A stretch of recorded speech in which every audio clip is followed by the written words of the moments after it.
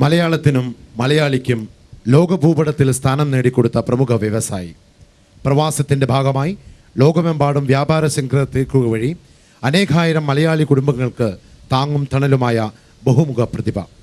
സുറിയാനി സഭയിലെ ദൈവമക്കളുടെ ആഗ്രഹങ്ങൾക്കൊത്ത് പിന്തുണച്ച നമ്മളുടെ നല്ല സുഹൃത്ത്, നമ്മളുടെ വിശിഷ്ടാതിഥി പത്മശ്രീ കമാൻഡർ എം.എ. യൂസഫ് അലിയെ ആദരപൂർവ്വം സദസ്സിനെ അഭിമുഖീകരിക്കുന്നതിനായി ക്ഷണിച്ചുകൊള്ളുന്നു.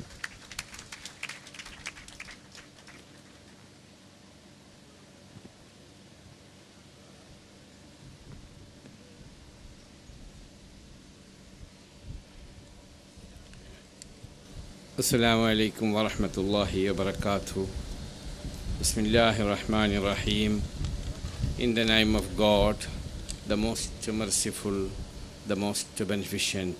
Wassalatu wassalamu ala rasulillahi sallallahu alayhi wa alihi wa ashabihi wa azwajihi wa dhurriyyati wa ahli bayt wal ashabati ajma'in. Your Holiness,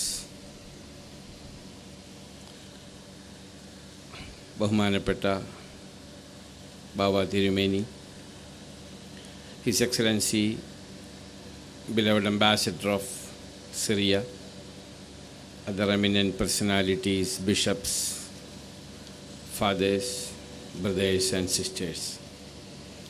I am very happy to hear with you all today. I take this opportunity to thank Father Paulos and the church members for inviting me to this function. I appreciate them for organizing such a magnificent gathering. I am very happy that my brothers and sisters in Ras Al Khaimah has been blessed with a new and very beautiful church. As we all know, people from different nations, religions, creed and castes live peacefully and worship irrespective of their differences in the United Arab Emirates. Islam is a religion of love, peace, tolerance, affection, and brotherhood. True Islam believes in freedom of religion and worship. I take this opportunity to express my sincere gratitude to His Highness Sheikh Khalifa bin Zayed Al Nahyan, our President of this great nation, and His Highness Sheikh Saud bin Saqr Al-Qasimi, ruler of Ras Al Khaimah, Supreme Council member, and all other Supreme Council members, royal family members, and people of this great nation who are very sympathetic to the large expatriate community here. I sincerely thank our rulers for granting all expatriates the freedom of worship. I also pray Almighty Allah bless them with good health, long life, and more prosperity. We are very fortunate to have His Holiness the Patriarch with us today. Let Allah give him health and long life. I am very fortunate to share many days with His Holiness. I have heard the wisdom of His Holiness on my occasions. And today, with Patriarch, we visited His Highness Sheikh Saud bin Saqr Al-Qasimi, ruler of Ras Al Khaimah. We spent 45 minutes with His Highness, and His Highness and His Holiness discussed about religions and international affairs. And His Highness very happy, and His Highness told me personally to convey his greetings to our brothers and sisters who gathered here. The knowledge of His Holiness is like a deep ocean. I always remember with gratitude the love, affection, and prayers showered on me by His Holiness. I sincerely pray Almighty bless with His Holiness with good health and long life. I am also happy that Baba Tirumeni and other bishops have come all the way from Kerala to bless this new church. I welcome them to the United Arab Emirates and thank you for their presence. On this occasion, I once again felicitate Syrian Orthodox Church members in Ras Al Khaimah and assure them my continued support. എന്നോടും എൻ്റെ സ്ഥാപനങ്ങളോടും നിങ്ങൾ കാണിക്കുന്ന സ്നേഹത്തിനും സാഹോദര്യത്തിനും എൻ്റെ ഹൃദയത്തിൻ്റെ അടിത്തട്ടിൽ നിന്ന് ഞാൻ നന്ദി പറയട്ടെ. ഇസ്ലാമും ക്രിസ്ത്യാനിറ്റിയും തമ്മിൽ വളരെയധികം ബന്ധമുണ്ട്.